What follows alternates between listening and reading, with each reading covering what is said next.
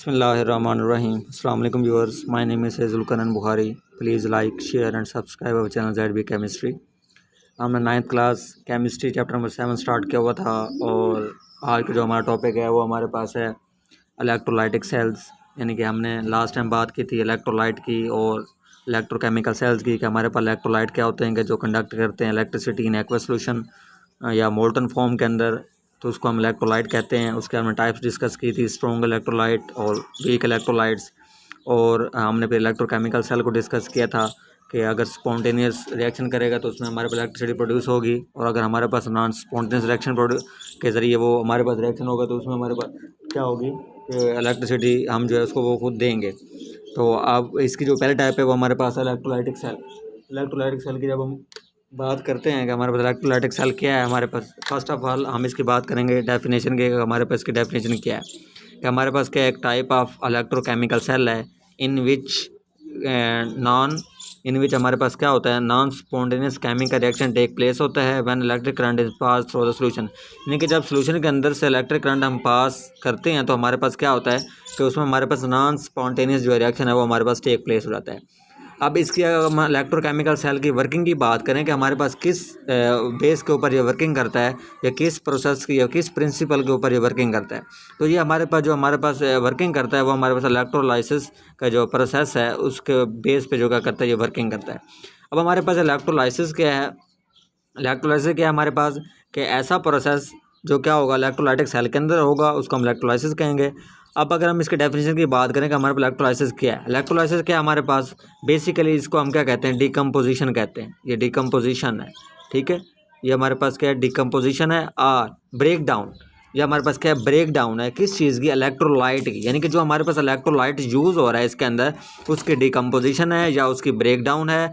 और उसकी डिकम्पोजिशन या break down by means of electricity is called electrolysis. ये हमारे पास क्या है डिकम्पोजिशन ऑफ इलेक्ट्रोलाइट। अगर हम इसकी डेफिनेशन की बात करें कि जो हमारे पास डिकम्पोजिशन ऑफ इलेक्ट्रोलाइट होगी बाय मीन्स ऑफ इलेक्ट्रिसिटी या with the help of electricity, उसको हम क्या कहेंगे इलेक्ट्रोलाइसिस कहेंगे। सिंपली कि हमने जो हमारे पास इलेक्ट्रोलाइट होगा उसको मोल्टन फॉर्म के अंदर लेके आना या उसको एक्वस फॉर्म के अंदर लेके आना या उसके आयंस बनाना, इस प्रोसेस को हम क्या कहेंगे इलेक्ट्रोलाइसिस कहेंगे। यानी कि हमने इलेक्ट्रोलाइट जो होगा हमारे पास उसको हमने मोल्टन फॉर्म के अंदर लेके आना है, सोल्यूशन फॉर्म के अंदर लेके आना है, जो उस कंपाउंड को हमने सोल्यूशन फॉर्म में लेके आना है और उसके हमने आयंस बनाने हैं, ठीक हो गया। तो इस प्रोसेस को हम क्या कहेंगे इलेक्ट्रोलाइसिस कहेंगे। और इसी की बेस पे क्या करता है हमारे पास जो इलेक्ट्रोलाइटिक सेल है ये वर्किंग करता है।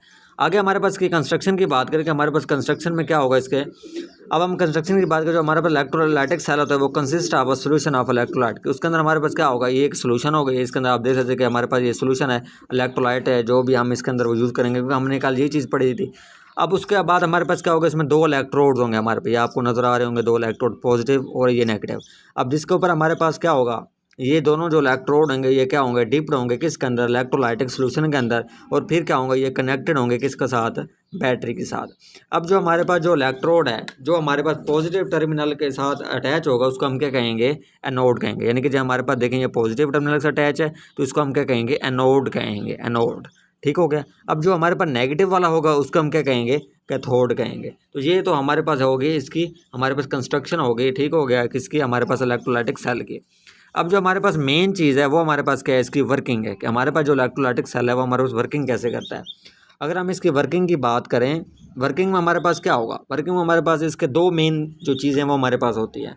अब हमारे पास क्या होगा कि हमने आपको सब कुछ बता दिया कि इसकी डायग्राम इस तरह हो गया हमारे पास जो इसके इलेक्ट्रोलाइटिक सेल है इसकी कंस्ट्रक्शन हमारे पास इस तरह।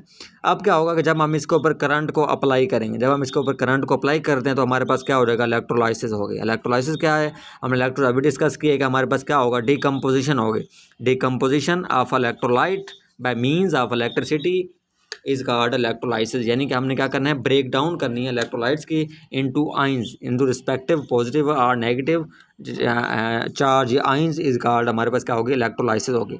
सबसे पहले हमारे पास क्या होगी इलेक्ट्रोलाइट की जो हमारे पास इलेक्ट्रोलाइसिस होगी। इलेक्ट्रोलाइसिस के बाद हमारे पास सेकंड स्टेप क्या होगा कि जब हमारे पास पॉजिटिव और नेगेटिव चार्जेस बन चुके हैं यानी कि इलेक्ट्रोलाइसिस हो चुकी है तो उसके बाद हमारे पास क्या होगा माइग्रेशन ऑफ आइंस होगी to respective towards their respective cathodes या एनोड, ठीक हो गया। अब हमारे पास क्या होगा कि पॉजिटिव और नेगेटिव के जो है हमारे पास ये आइंस बनेंगे। अब इसमें हमारे पास क्या होगा कि वो आइंस जो हमारे पास जो नेगेटिव चार्ज होंगे वो किसकी तरफ मूव करेंगे, एनोड की तरफ। देख सकते हैं आप लोग, क्योंकि इस एनोड के ऊपर हमारे पास कौन सा चार्ज है, पॉजिटिव चार्ज है। अब जो हमारे पास ये नेगेटिव चार्ज वाले होंगे ये किसकी तरफ मूव करेंगे, हमारे पास एनोड की तरफ मूव करेंगे, ठीक है, क्योंकि अपोजिट चार्ज क्या करते हैं, दूसरे को कशिश करते हैं। अब ये पॉजिटिव चार्ज हमारे पास क्या एनोड है, जो नेगेटिव वाले होंगे वो किसकी तरफ मूव करेंगे, हमारे पास एनोड की तरफ मूव करेंगे, यानी कि क्लोरीन जिसे हम कह सकते हैं। यहाँ पे हमने किसकी बात करें, हमने कौन सा इलेक्ट्रोलाइट लिया, हमने यहाँ पे सोडियम क्लोराइड जो है इलेक्ट्रोलाइट लिया हुआ है, ठीक हो गया। अब जो क्लोरीन होंगे उनके ऊपर नेगेटिव चार्ज होता है, तो वो किसकी तरफ मूव करेंगे, हमारे पास एनोड की तरफ मूव करेंगे। और जो हमारे पास सोडियम है पॉजिटिव चार्ज, वो रिस्पेक्टिवली किसकी तरफ मूव करेगा, हमारे पास कैथोड की तरफ मूव करेगा, क्योंकि उसके ऊपर पॉजिटिव चार्ज होगा और कैथोड के ऊपर क्या हमारे पास नेगेटिव चार्ज है। तो इसके पहले सबसे पहले हमारे पास क्या होगी, माइग्रेशन ऑफ आइंस होगी।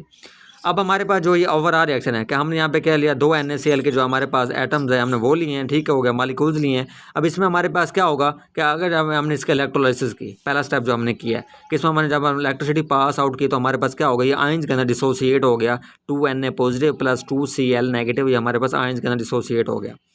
अब हमारे पास क्या होगा, इनकी माइग्रेशन हो रही है, यानी कि ये पॉजिटिव किसकी तरफ जा रहा है और नेगेटिव जो है वो हमारे पास किसकी तरफ जा रहा है। अब हमारे पास ऑक्सीडेशन हो गई। ऑक्सीडेशन हमारे पास किसके ऊपर होती है, हमारे पास एनोड के ऊपर हमारे पास ऑक्सीडेशन होगी, जबकि कैथोड के ऊपर हमारे पास क्या होगी, रिडक्शन होगी।